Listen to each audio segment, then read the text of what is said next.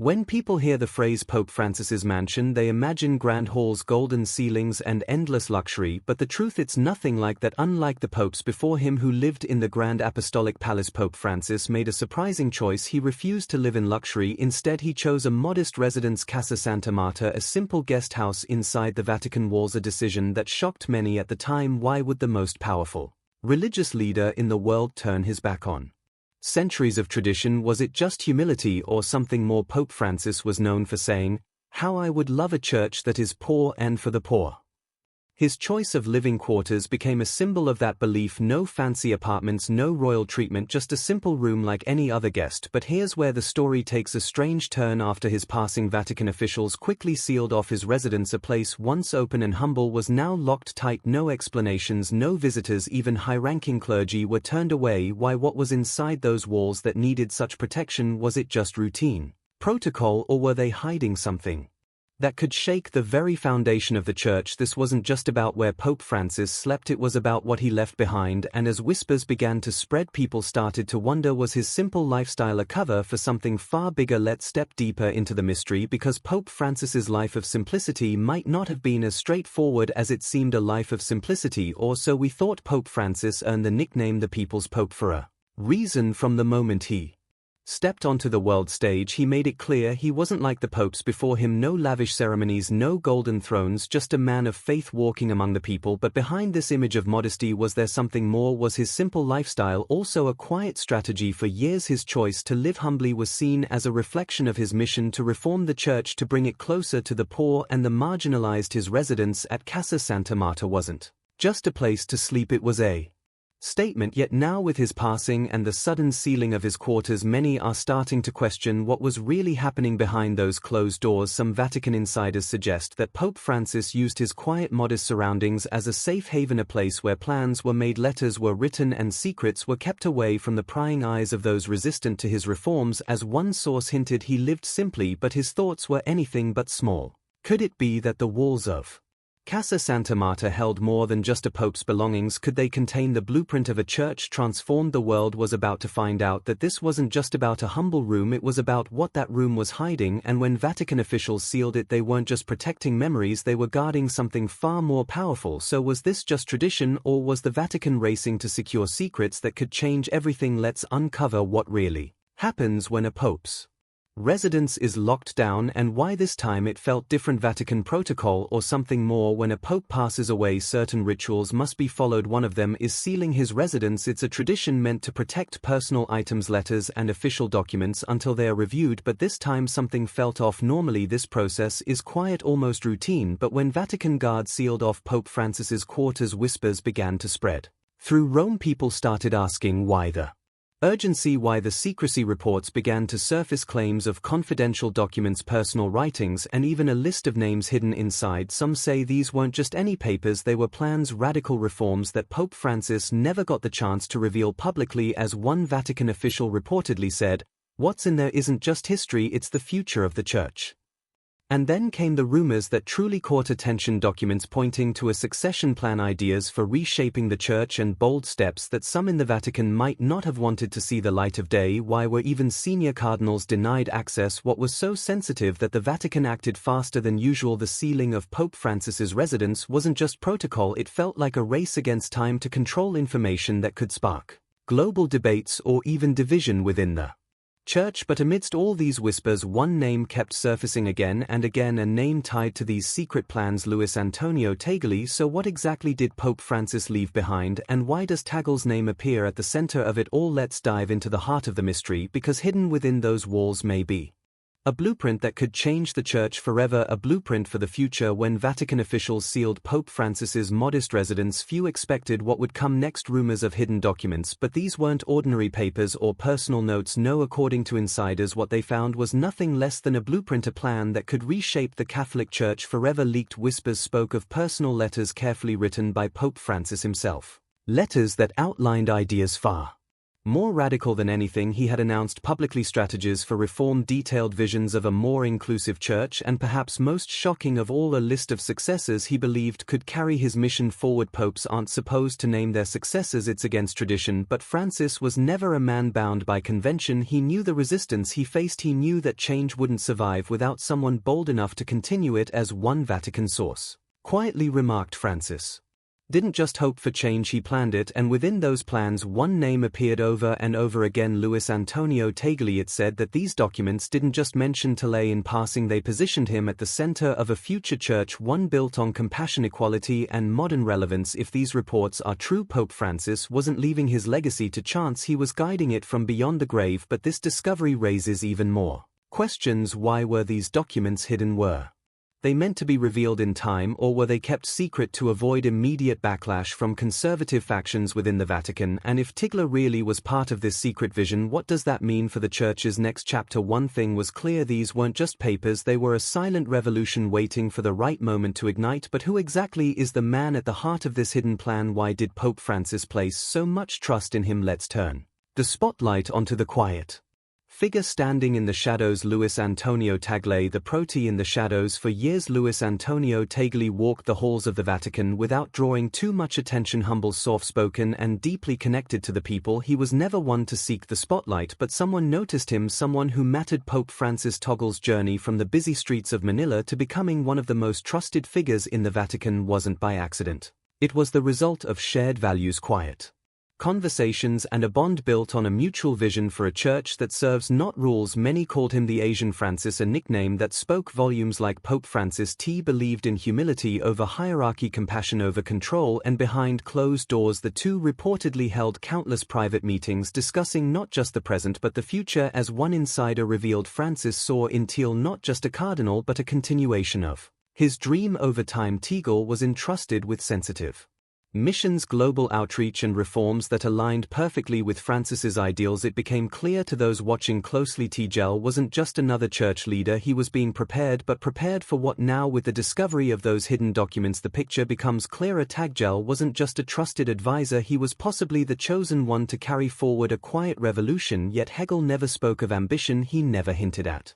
higher aspirations. That's what made him even more compelling in the eyes of Pope Francis, a leader who didn't seek power but was called to serve. But was this secret mentorship part of a bigger, carefully orchestrated plan? As the world begins to connect the dots, another question emerges: did Pope Francis, knowing his time was limited, design a succession strategy that would outlive him? Let's explore how this bond between Pope and protege could reveal a decision that's been years in the making: the unseen succession plan. Popes aren't supposed to choose who comes after them, it's a rule as old as the Church itself. But if anyone could quietly influence the future without breaking tradition, it was Pope Francis. For years, Francis hinted at retirement, spoke openly about his health struggles, and made subtle moves that now seem far more deliberate. He wasn't just preparing to step down, he was preparing the Church for what would come next. Behind the scenes, many believe he was crafting an unseen succession plan, not through official declarations, but through trust, mentorship, and positioning key figures like Luis Antonio Tagle exactly where they needed to be. As one Vatican analyst put it, Francis didn't leave the future to chance, he planted seeds, and Tagle was the strongest one. The sudden sealing of Pope Francis's residence now takes on a different meaning. Was it really about preserving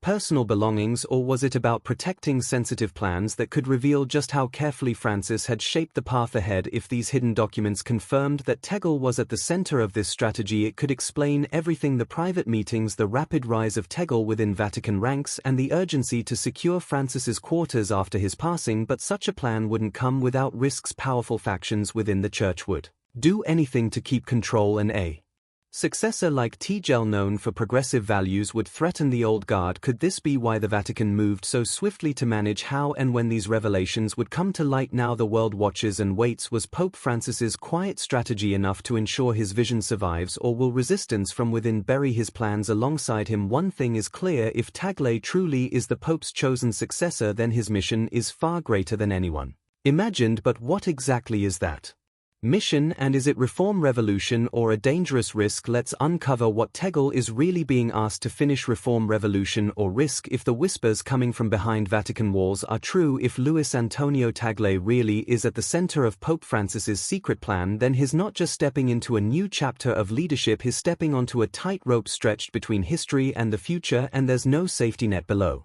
Tagle's reputation has always been one of quiet strength and deep compassion. From his early days in the Philippines, he was known as the cardinal who listened when others preached. He walked among the poor, stood with refugees, and spoke for those the world and sometimes the church forgot in many ways. T is the human face of what Pope Francis spent years fighting for: a church that opens its doors wider, that chooses mercy over judgment, and that dares to care more than it commands. But now the stakes are higher than ever, with reports of hidden documents found in Pope Francis's sealed residence document said to outline a bold vision for reform. Tegel faces a challenge far greater than charity work or pastoral care. This is no longer about kindness alone, it's about confronting centuries of tradition, unspoken rules, and powerful figures who believe the church should remain exactly as it is. As one Vatican observer sharply noted, Tegel isn't being asked to lead, he's being asked to finish what Francis started, and that's a dangerous path because every move toward reform comes with a cost. If Tegel pushes for greater inclusion, whether for marginalized communities, women, or interfaith dialogue, he risks provoking backlash from those who see such steps as betrayal, not progress. For every person who praises his vision, there will be another ready to accuse him of weakening the church's foundations. And let's not forget, the Vatican is a place where power isn't always loud, it's quiet, calculated, and deeply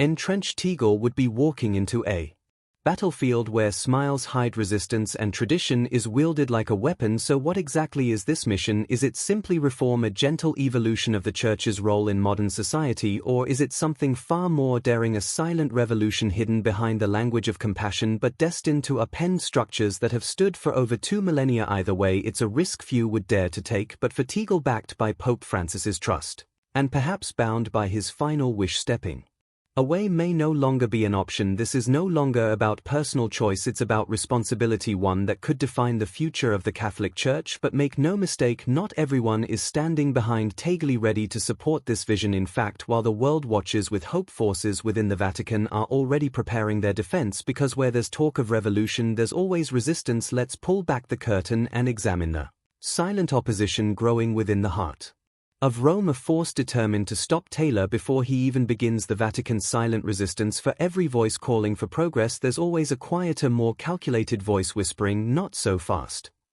Inside the ancient walls of the Vatican, those whispers aren't just opinions, they are power plays, and often those whispers echo louder than public applause. Throughout his papacy, Pope Francis wasn't just leading prayers, he was fighting battles. But these weren't battles fought in the open, no, they were silent wars waged in private meetings behind closed doors and in centuries-old corridors where tradition holds more weight than vision. His push for a more compassionate, inclusive church was celebrated by millions around the world, but within the Vatican, conservative factions viewed every step of reform as a threat, not just to doctrine but to the very structures of control they had upheld for generations. Now, with Pope Francis gone, those same factions see an opportunity not to mourn but to reclaim what they believe was slipping away and standing directly in their path. Luis Antonio Tagle, to many Tegel, is a keep those plans locked away forever. One thing is certain, what they found in Pope Francis's mansion changes everything, and this story, it's far from over. Stay tuned, because history is being written as we speak. Beacon of hope, but to those clinging to the old ways, he represents something far more dangerous, the living embodiment of Francis's unfinished revolution. As one Vatican insider reportedly warned, a Tegel era would undo centuries of control. That's not fear of change, it's fear of losing power. Could this explain why the Vatican moved so quickly to seal Pope Francis's residence? Was it truly about safeguarding a legacy, or was it a strategic move to contain the boldest parts of his vision, plans that, if revealed, could force the church into a future some are desperate to avoid? There's a quiet battle unfolding, one that most Catholics around the world will never witness. It's not fought with public declarations but with silence, delays, and behind-the-scenes maneuvering, a battle between those who believe the church must evolve to survive and those who believe survival depends on keeping everything exactly as it's always been, and whether he asked for it or not. Tegel now stands at the heart of This conflict, every decision he makes, every word he speaks or doesn't will be scrutinized by those waiting for a chance to undermine him. Silent resistance is often the most dangerous kind because you don't see it coming until it's too late. The real question now is, can Tegel overcome this invisible wall of opposition, or will these hidden forces succeed in locking away Pope Francis's most daring plans, ensuring they never see daylight? But this isn't just about Vatican politics. The consequences of this internal struggle will ripple far beyond Rome's borders. The future of over 1 billion Catholics and the Church's role in global issues like human rights, poverty and climate action could all hinge on who wins this silent war. So what happens if Tegel pushes forward despite the resistance? Could the secret sealed within Pope Francis's mansion spark a transformation that reaches every corner of the world? Let's explore how these hidden truths could ignite a new era for the Catholic Church and why the world should be paying close attention. A new era for the Catholic Church. If Luis Antonio Tegel steps into the role, many believe Pope Francis quietly prepared him for. The effects won't just be felt inside Vatican walls, they'll be felt around the world. A Tegel Church could mark a historic shift from a European-centered institution to a truly global faith community, one that speaks directly to growing populations in Asia, Africa and Latin America, one that addresses real-world issues like climate change, migration, poverty and social justice, not just spiritual doctrine. As one commentator noted, this isn't just about religion, it's about redefining the Church's place in modern society. Under Tegel's leadership, we could see a church that embraces interfaith dialogue, champions human rights, and finally faces long-avoided questions about inclusion and equality. But such a transformation wouldn't just inspire hope, it would trigger controversy. Nations, political leaders and traditionalists may push back against a church that dares to get involved in global issues beyond the pulpit. Could this have been Pope Francis's ultimate plan all along, to pass the torch to someone who would break down old barriers and make the church relevant to a modern, diverse world? If so, then what was hidden inside that sealed mansion wasn't just a collection of papers, it was a blueprint for global change. Now, with the truth slowly emerging, one final question remains: what does the future hold, and is Tegel ready to face it? Let's bring it all together. What does the future hold? The mansion is sealed, the secrets are buried for now, but the impact of what was found inside Pope Francis's residence is already shaking the foundations of the Church. The world watches in silence, waiting to see if Luis Antonio Tegel will step forward and fulfill the role hinted at in those hidden documents. Will he honor Pope Francis's vision, or will the weight of tradition and the resistance within keep him from taking that leap? Tegel has yet to speak publicly about these revelations, but sometimes silence speaks louder than words. The Catholic Church now stands at a crossroads. One path leads back to the comfort of old ways, the other leads toward transformation, a future where faith meets the realities of the modern world. As one Vatican scholar said, this isn't just about a leader, it's about the soul of the Church. So what happens next? Will Tegel rise as the leader Pope Francis quietly prepared him to be, or will keep those plans locked away forever? One thing is certain: what they found in Pope Francis's mansion changes everything, and this story, it's far from over. Stay tuned, because history is being written as we speak.